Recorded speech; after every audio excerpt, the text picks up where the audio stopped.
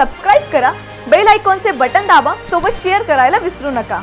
महाराष्ट्र राज्य आज एका ऐतिहासिक आणि महत्त्वाकांक्षी जलसंधारण मोहिमेचा साक्षीदार बनत आहे।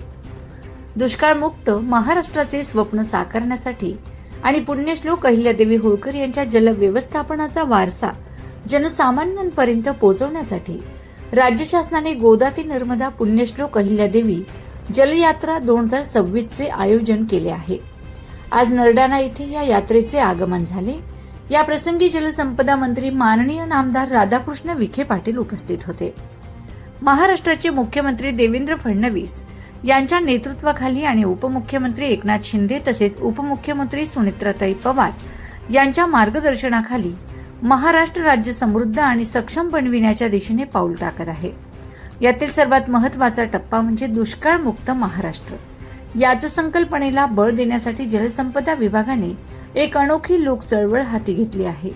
पुण्यश्लोक अहिल्यादेवी होळकर ज्यांनी आपल्या काळात देशभरात बारव निर्मिती, तीर्थक्षेत्र विकास आणि जलव्यवस्थापनाचा आदर्श घालून दिला।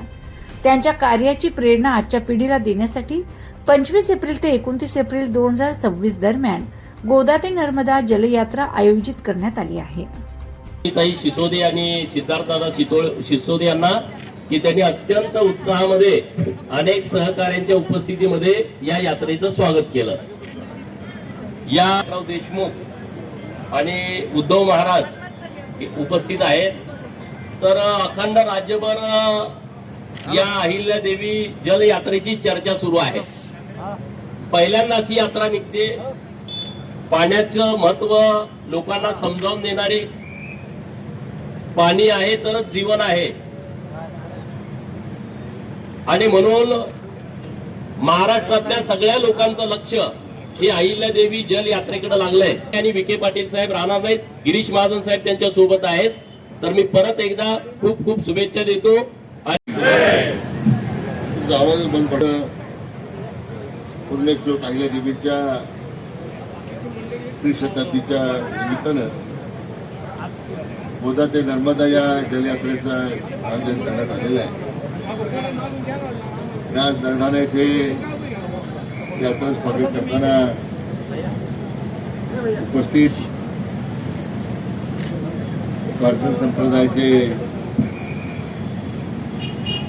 अधिष्ठान हरिभक्तपरायण मान्य उद्धव महाराज मंडळी, माझ्या समेत आम्ही पहिल्या दिवसापासून या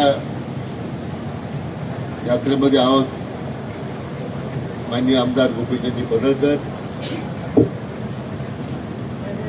राज्यसभेचे नवनिर्वाचित खासदार माननीय रामरावजी वडकुते साहेब, आपले माजी मंत्री आणि शेतकऱ्यांचे नेते माननीय आमदार सदाभाऊ खोत, आपल्या जिल्हा परिषदेच्या सदस्य माननीय संजुनीताई सिसोदे, विनायकराव देशमुख, सिद्धार्थजी, इतर सर्व मार्ग